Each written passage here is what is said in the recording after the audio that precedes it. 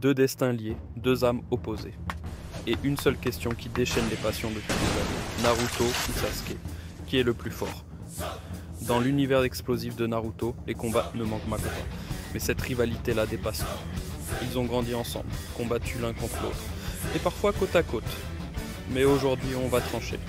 Prépare-toi, car on va plonger dans l'évolution de ces deux légendes, analyser leurs techniques, leurs combats, et surtout, découvrir qui mérite vraiment le titre de Shinobi suprême. Sasuke et Naruto, une rivalité mythique qui n'a eu de cesse de rythmer les arcs de l'anime de Masashi Kishimoto. Outre cette compétition permanente, le duo de ninjas a connu des périodes d'alchimie, pour finalement devenir de véritables amis et former un duo indétrônable.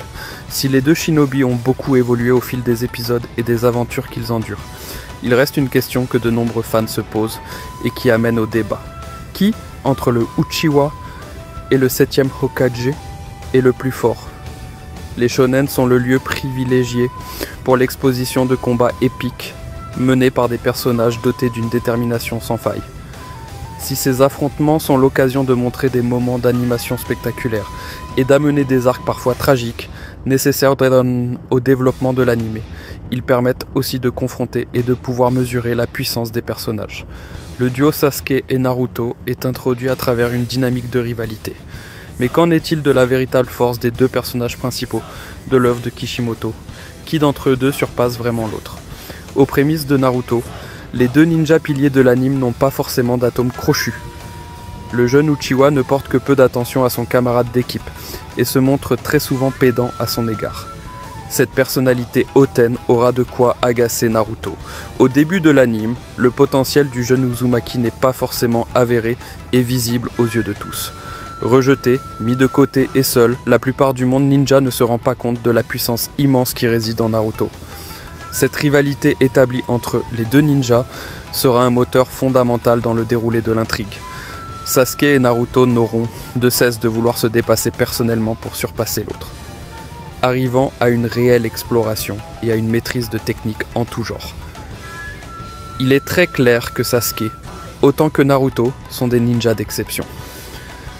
En ce qui concerne le jeune Uchiwa, son panel de techniques est grandiloquent. La maîtrise des jutsu liés au Sharingan, des attaques dévastatrices comme l'Amaterasu ou le Chidori. Le jeune Uzumaki n'a quant à lui rien à envier à Sasuke. Étant l'hôte du démon à queue le plus puissant et redouté, Kurama, sa puissance brute est tout simplement sans égale. Rasengan et multiclonage sont aussi les techniques signatures du ninja, dont la maîtrise est telle qu'il en devient vite redoutable.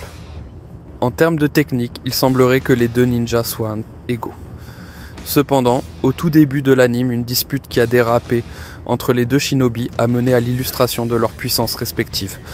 Alors que Naruto et Sasuke s'apprêtaient tous les deux à lancer leur attaque spéciale, leur sensei Kakashi les en empêche, en déviant leur attaque dans un récupérateur d'eau.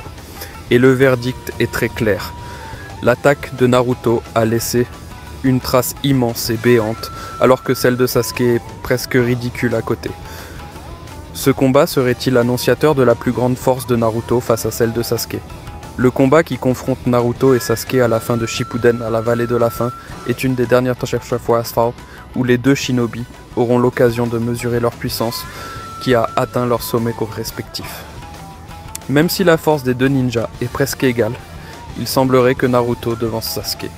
Une des raisons est simple, alors que Sasuke avait pour ferme intention de tuer son rival lors de ce combat mythique, Naruto, quant à lui, a passé la plupart du combat à se défendre plutôt que d'attaquer Sasuke.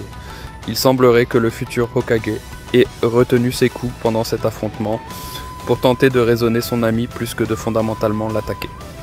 En plus de cette différence d'intensité entre les deux ninjas, Sasuke a absorbé une bonne quantité de chakra des démons à queue, ce qui n'est pas le cas de Naruto, qui n'a que celui de Kurama. Malgré tout, il a réussi à encaisser à part égale l'attaque la plus puissante de Sasuke, la flèche d'Indra. Considérant que les deux ninjas aient dévoilé leur potentiel maximal durant ce combat, il semblerait donc que Naruto soit plus fort que Sasuke. Cependant, cette classification n'est à prendre en compte que dans le contexte de cet affrontement. Sasuke et Naruto ne se sont plus affrontés après cet événement, même dans Boruto. Les deux ninjas semblent tous les deux avoir compris l'importance et la nécessité de combattre ensemble, dans un but commun. À défaut d'être de grands rivaux, les deux shinobi associèrent leurs forces et leurs techniques complémentaires pour former un duo plus que dévastateur et à la puissance inégalable.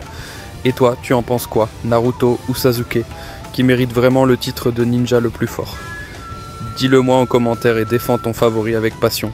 Si tu as aimé cette analyse, pense à t'abonner, liker la vidéo et activer la cloche pour ne rien rater des prochains duels mythiques. Rejoins la communauté des vrais fans d'anime et ensemble, continuons à explorer les mondes animés.